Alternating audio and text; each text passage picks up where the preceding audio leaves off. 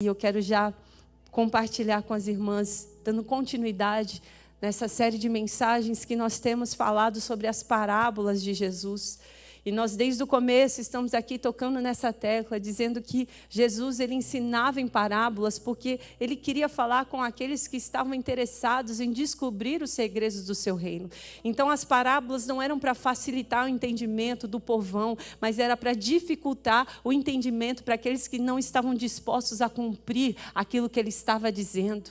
Então o Senhor ele revela os seus segredos para aqueles que estão dispostos a encontrar esses segredos.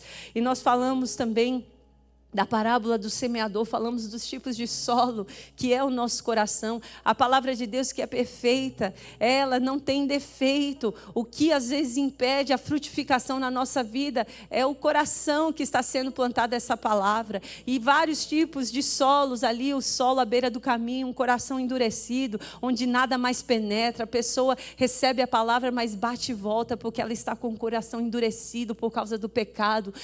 Aquela palavra que cai ali, né, no solo raso, ela até frutifica, mas não tem profundidade, é um solo rochoso, as suas raízes não se aprofundam. São aquelas mulheres que recebem a palavra com alegria, mas elas não investem na sua vida com Deus, na sua intimidade, na sua busca, elas não firmam suas raízes, e qualquer tempestade que vem, toda aquela palavra é arrancada e a pessoa volta para o mesmo lugar da onde ela saiu. E se não é um solo raso, um solo rochoso, é o solo no meio dos espinhos. A pessoa recebe a palavra, mas ela está tão preocupada com a vida lá fora, ela está tão preocupada com os projetos lá fora, ela está tão preocupada com aquilo que ela pode alcançar nessa vida, que todas essas preocupações sufocam aquela palavra, sufocam aquela semente. Mas existe a terra boa, existe o solo fértil, são aquelas mulheres que recebem a palavra, e essa semente germina, essa semente ela cria raízes, e essa semente ela cresce e ela frutifica. Falamos também que no meio desse processo é também plantado joio no meio do trigo, mas que isso nos faz entender que não está na nossa responsabilidade definir quem é trigo e quem é joio, porque o Senhor, Ele deixa o joio crescer junto com o trigo para que o trigo não seja destruído. Talvez você não é um solo rochoso ou um solo espinhoso à beira do caminho, talvez você seja apenas um trigo novo que precisa amadurecer, e pela graça e misericórdia do Senhor, Ele te dá tempo para que isso aconteça, para que você amadureça. E nós falamos do apóstolo Pedro, de como no início da sua caminhada com Jesus, ele achava que estava num nível onde ele entregaria a sua vida por ele, mas ele negou a Jesus, ele não foi capaz de estar no nível que ele achava que estava, mas nem por isso Jesus desistiu de Pedro, e por isso eu quero te dizer que Ele também não desiste de você. Por mais que você tenha desistido de você mesmo, o Senhor, Ele não desiste daqueles que Ele chamou. A palavra de Deus fala que todos aqueles que Deus entregou na mão do seu Filho, nenhum deles Ele vai perder. Ele não vai te perder, Ele não vai abrir mão de você. Você pode até tentar sair, você pode até tentar se esquecer, mas Ele te traz de volta. Cara, eu estou com vergonha de tantas vezes que eu fui e voltei. Não tenha vergonha, se sinta privilegiada, porque Ele não desistiu de você. E é por isso que você está aqui nessa noite, porque o Senhor tem um plano. E hoje nós vamos meditar na parábola da semente de mostarda e do fermento. Eu tenho certeza que a construção desse pensamento ainda vai nos fortalecer e nos levar desse lugar com uma certeza maior de que Deus Ele tem um plano para a nossa vida. Abra sua Bíblia comigo em Mateus capítulo 13, nós vamos ler a partir do versículo 31. Logo depois da parábola do trigo e do joio, Jesus ele conta mais algumas parábolas. E no versículo 31 do capítulo 13 de Mateus diz assim: Jesus ele contou outra parábola. O reino dos céus se assemelha a um grão de mostarda que um homem semeou no seu campo. Embora seja a menor entre todas as sementes, quando cresce é uma das maiores hortaliças e se torna uma árvore, de modo que as aves do céu vêm fazer ninhos em seus ramos. E Jesus contou-lhes ainda outra parábola. O reino dos céus é como fermento que uma mulher pegou e misturou com 3 sacos de farinha, e toda a massa ficou fermentada. Jesus falou todas essas coisas à multidão por parábolas. nada lhes dizia sem usar alguma parábola, cumprindo-se assim o que fora dito pelo profeta: em parábolas abrirei a minha boca e proclamarei coisas ocultas desde a criação do mundo. O grão de mostarda, minhas irmãs, não é a menor semente que existe, mas ela foi usada nessa parábola porque era uma semente familiar para aquele povo, né? E claramente Jesus ele queria fazer um contraste entre, né, o tamanho da semente de mostarda com o tamanho que ela se transforma. E da mesma forma ele continua falando também sobre o fermento, que é algo que é colocado dentro da massa e você não vê, mas ele começa a fermentar e faz o pão crescer, a massa crescer. Eu quero falar sobre 3 coisas aqui nessa noite. Jesus está falando sobre começos, processos e resultados. Mais importante que a maneira como você começa é a maneira que você termina. Mais importante do que aquilo que as pessoas veem no exterior é aquilo que está dentro. Enquanto o mundo aplaude aquilo que é grande, que é aparente, Jesus ele chama a nossa atenção para aquilo que é pequeno e que está dentro. E a primeira lição que eu tiro dessa parábola é o seguinte: não importa se é pequeno. O Espírito Santo falou no meu coração: Carla, não importa se é pequeno. A parábola é esse contraste entre um minúsculo começo e um fim glorioso. Grandes rios surgem de pequenas nascentes. Árvores imponentes um dia foram pequenas sementes.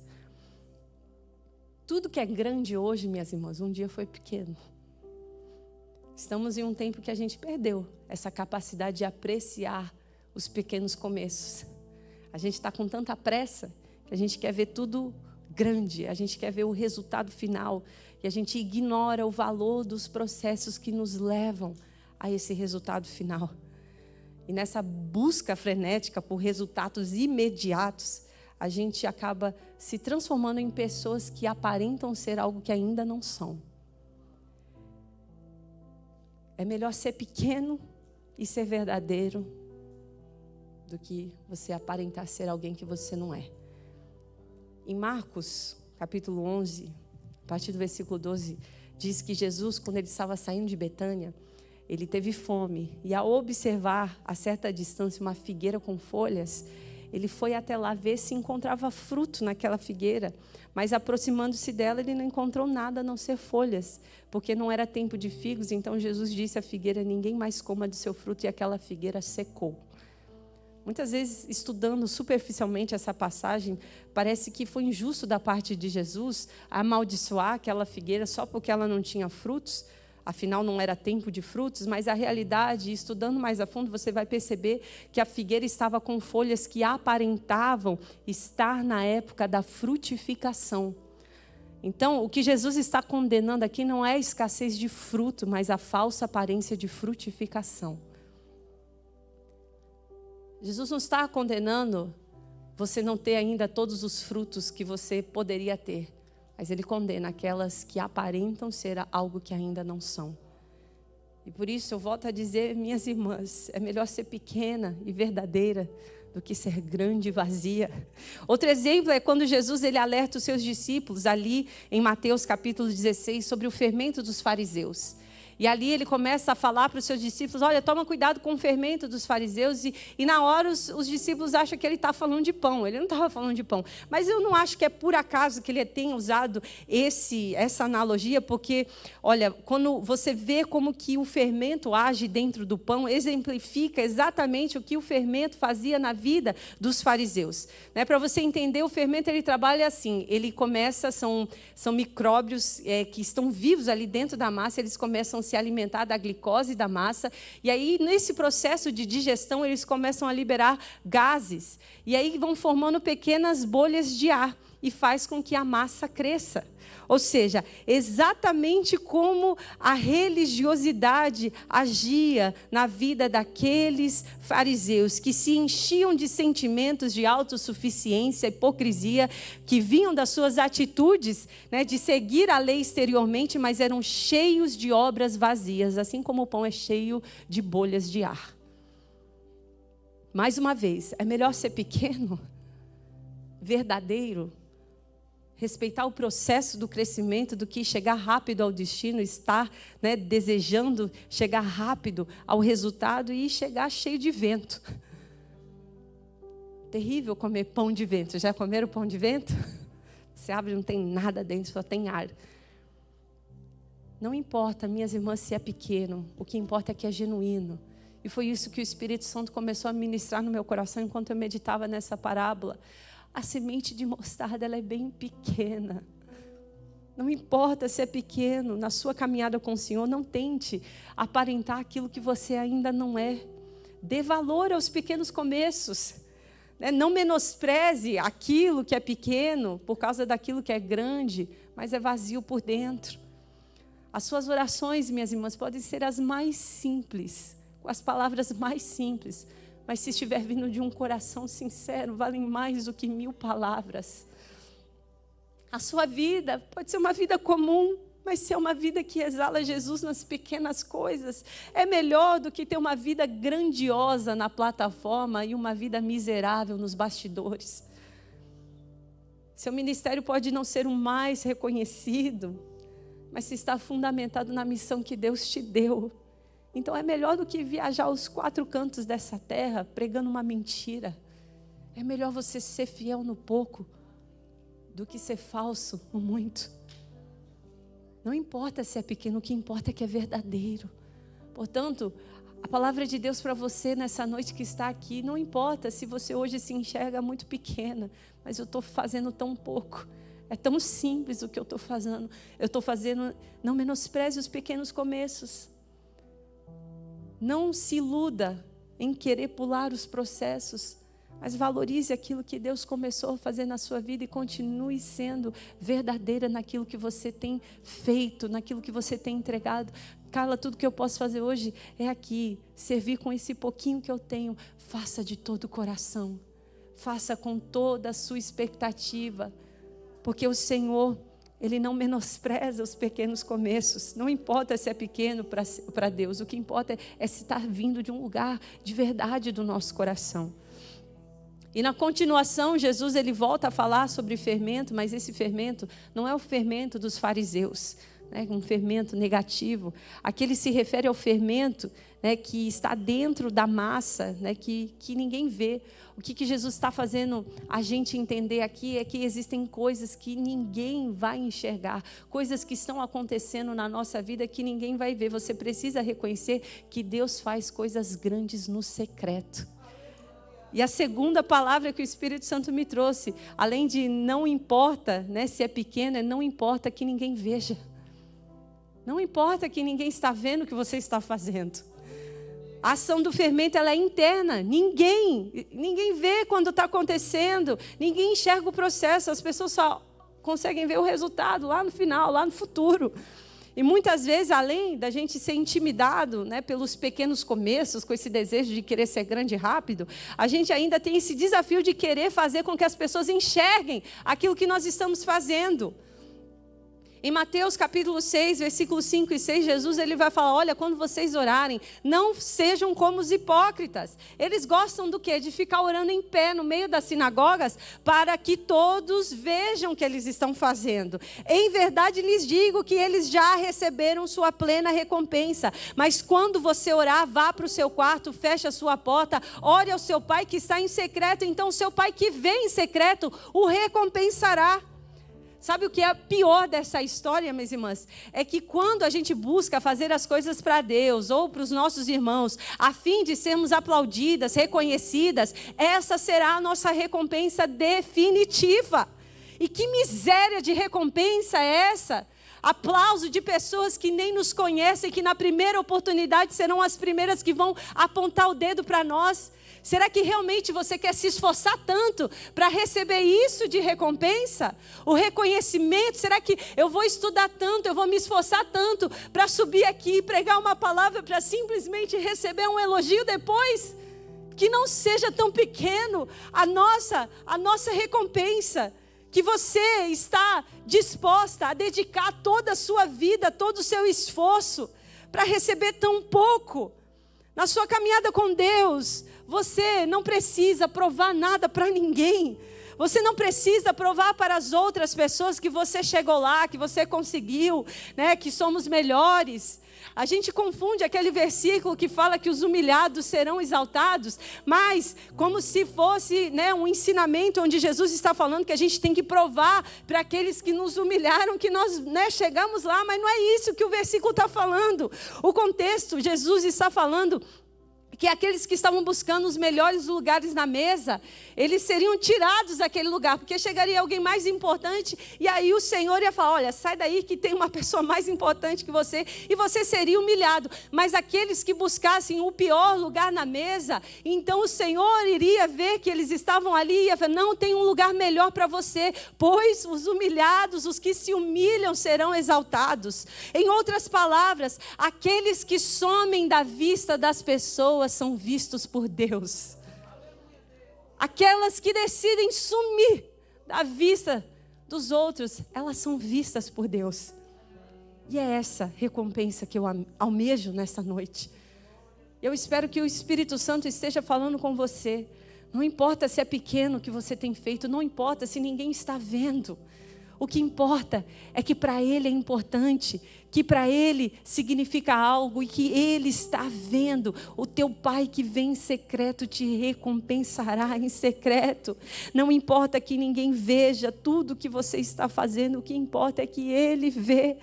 Você não precisa de tapinha nas costas, minha irmã. Existe um galardão para você. Que você não seja movida por elogios, para que você não desanime por causa das críticas. Você tem que ser movida pelo propósito de cumprir a vontade de Deus na sua vida. Viva por um propósito. O que acontece no secreto entre você e Deus é o que vai te sustentar nessa caminhada. Ninguém precisa ver, ninguém precisa aplaudir, ninguém precisa te admirar. O que importa é que Ele é um bom recompensador. Ele é um bom recompensador, por isso Paulo diz em Efésios 6, 6 e 7, obedeçam-lhe não apenas para agradá-los quando eles os observam, mas como escravos de Cristo, fazendo de coração a vontade de Deus, sirvam com boa vontade como quem serve ao Senhor e não aos homens, porque vocês sabem que o Senhor recompensará cada um pelo bem que praticar. Em 1 Coríntios 15, 58, portanto, meus amados irmãos, mantenham-se firmes e inabaláveis. Sejam sempre dedicados à obra do Senhor, pois vocês sabem que no Senhor o trabalho de vocês não será em vão. O teu trabalho não será em vão. Não importa que ninguém veja, não importa que ninguém te agradeça, não importa. Não importa. Ele vê o que você tem carregado e Ele te recompensa. Falamos do começo, não importa que seja pequeno. Falamos do processo, não importa que ninguém esteja vendo. E eu termino falando dos resultados. O que importa é que será grande. Uma pequena semente se transforma em uma grande árvore. O fermento transforma a massa em um grande pão. Jesus estava falando do seu reino. Você pode pensar, a semente é pequena demais, a semente ela não é promissora, a semente ela é muito insignificante, mas a semente cresce, minhas irmãs. O simples carrega o extraordinário, aleluia. O simples carrega o extraordinário. Você pode falar para essa irmã que está do seu lado, o simples carrega o extraordinário. O que eu quero dizer com isso, Carla? Era uma vez um menino que nasceu em uma manjedoura, de uma família humilde, insignificante, uma cidade esquecida. E durante muitos anos da sua vida, ninguém o notou. Um simples carpinteiro, vivendo uma vida simples, mas que carregava algo extraordinário. Você sabia que uma das principais evidências da existência de Jesus é o fato dele ser descrito exatamente como ele foi? O que eu quero dizer com isso? o homem de Jesus, descrito como foi, da maneira como nasceu, a forma simples como cresceu, as atitudes que ele tomou, as palavras que ele falou, as pessoas com quem andou, provam que ele não poderia ter sido inventado por ninguém. Quando Paulo diz que o Cristo que pregamos é escândalo para os judeus e loucura para os gentios, ele quer dizer que um judeu jamais inventaria um personagem como Jesus. Jamais. E um gentio, no caso dos gregos e dos romanos, jamais inventaria um herói dessa forma. A gente entende que na mitologia grega de heróis, eles mostram personagens opostos àquilo que Jesus era. Os heróis mitológicos, Hércules, Zeus, eram personagens grandiosos, embelezados, né? com muita elaboração. Os heróis, eles eram filhos de reis, filhos de deuses. Não era um carpinteiro desconhecido de uma cidade humilde. Jesus, ele é o nosso maior exemplo. Ele poderia ter vindo a essa terra como filho de um rei, um governador importante, mas ele decidiu vir de uma família pobre, de uma cidade insignificante. Ele escolheu uma manjedoura ao invés de um palácio. Ele escolheu a vida de carpinteiro ao invés de uma vida de governante. O maior herói da história da humanidade não era forte e poderoso aos olhos dos homens, mas um homem simples, de origem simples. Não importa se é pequeno, não importa se ninguém está vendo, o que importa é que será grande. José foi vendido, mas se tornou governador. Moisés foi perseguido, mas se tornou libertador do povo. Gideão era o menor da sua casa, mas venceu com apenas 300 homens um exército. Jesus era um carpinteiro esquecido, mas se tornou grande salvador. O simples carrega o extraordinário. Uma semente, minhas irmãs, prestem atenção nisso, uma semente, ela carrega dentro de si toda uma floresta.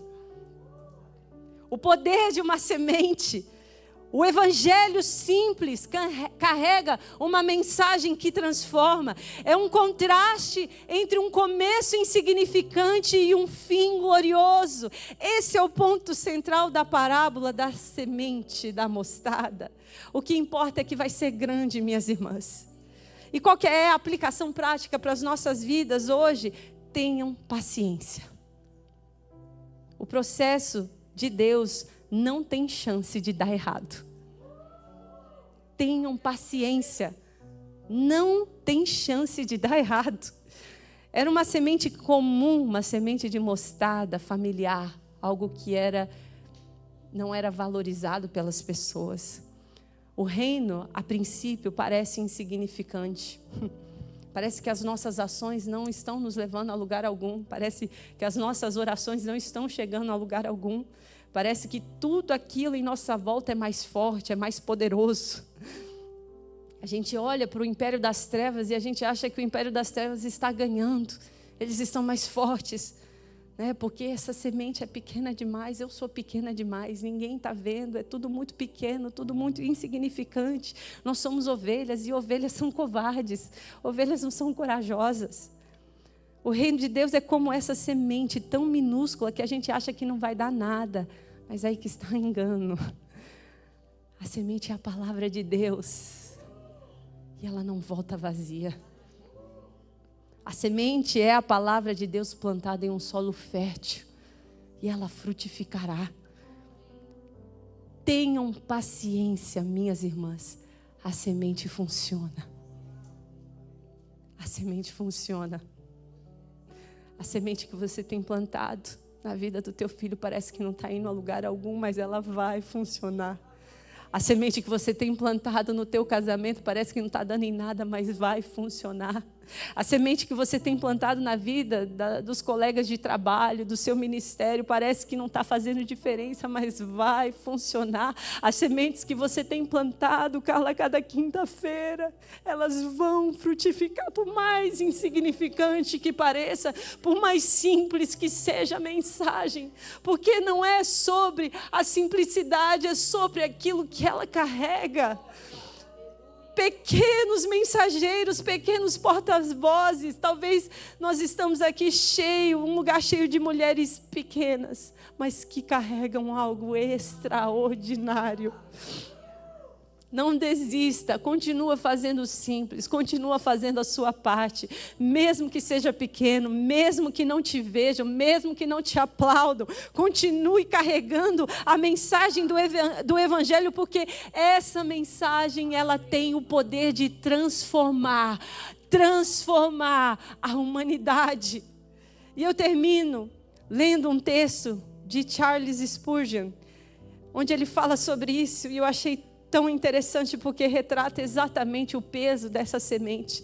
Ele diz assim: o que é a vida? Não podemos afirmar, mesmo que esse potente microscópio. Não seria possível enxergá-la até a infinitude. É o mistério mais essencial da semente. O Evangelho, ele tem algo em si que não é de pronto descoberto pelo raciocínio filosófico, ainda que possa de algum modo ser percebido. Mas toma-se uma máxima de Sócrates ou Platão e se analise se através dela alguma nação ou tribo foi levada da barbárie para a civilização. A máxima de um filósofo pode, ter alguma influência mensurável no homem em alguma direção que se possa ser apontada, inteiramente transformado por uma observação de Confúcio ou Aristóteles. Confesso que eu jamais vi isso acontecer. Os ensinamentos humanos são inférteis. No entanto, a vida divina no Evangelho, com toda a sua simplicidade e trivialidade, é a vida que faz toda a diferença. O que é humano jamais conseguirá rivalizar com aquilo que é divino, pois ao humano faltará a chama divina da vida. Vale mais pregar 5 palavras de Deus do que 5 milhões de palavras de sabedoria humana.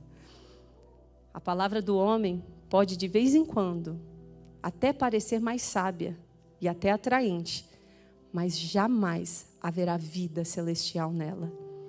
Na palavra de Deus, por mais simples que seja, habita a onipotência de Deus, de cujos lábios essa palavra simples partiu. Na palavra de Deus, por mais simples que seja, habita a onipotência de Deus, cujos lábios essa palavra simples saiu. Aleluia. A pequena semente vai mudar a tua história.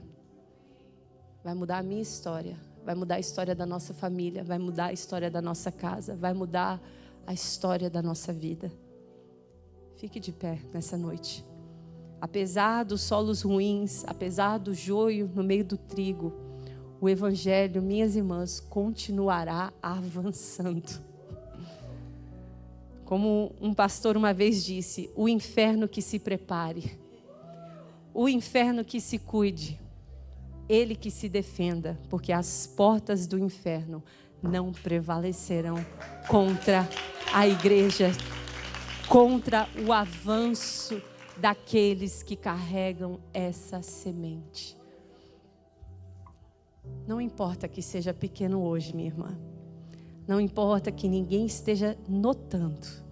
O que importa é que será grande o resultado. Aquilo que Deus vai fazer através da sua vida, através daquilo que Ele tem derramado na sua vida, é maior do que você pode hoje imaginar. Feche os seus olhos nessa noite.